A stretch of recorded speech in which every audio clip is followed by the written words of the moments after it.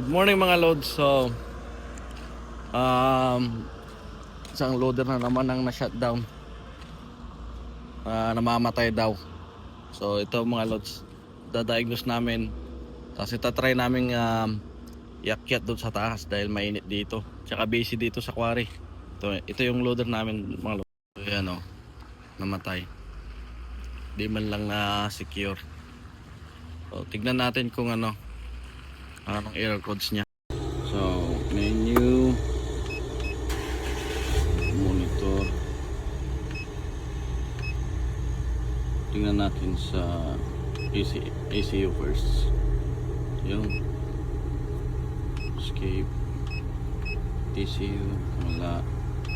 Machine, sensor circuit voltage.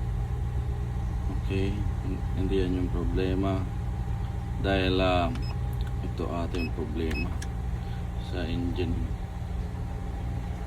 So tignan natin yan mga lods kung anong meron dyan.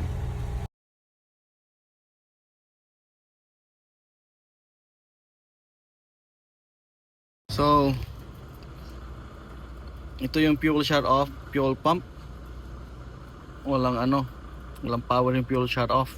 Tingnan muna namin yung mismong ECM nya, walang nagsusupply kaya hindi niya ma-open yung circuit ng solenoid fuel shut off valve, kaya hindi makapunta yung makasupply ng diesel.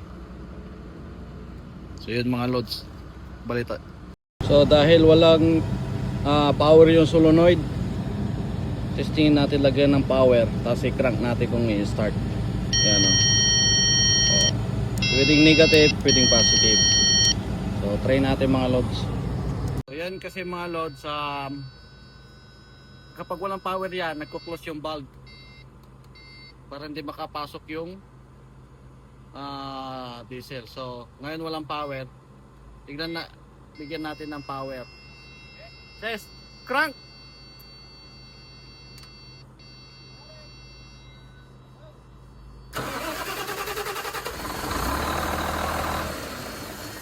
So kapag nilagyan ng power, may start mga loads. So ang problema na niyan, i-trace namin tong electrical papunta doon sa ECM. Madali lang naman i-trace yan mga loads. Tignan lang namin yung continuity kung nasaan. Kapag walang continuity, palitan na lang namin ng bagong wire papunta doon para magkaroon ng power. Diba tinisting natin to kanina mga loads. So nilagyan ko ng power yan, umandar.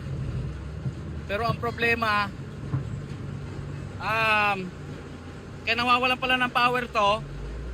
Kapag kinokonek sa solenoid, nawawalan siya ng power. So nagsushort yung solenoid mismo. So ang ginawa ko, pinalitan ko ng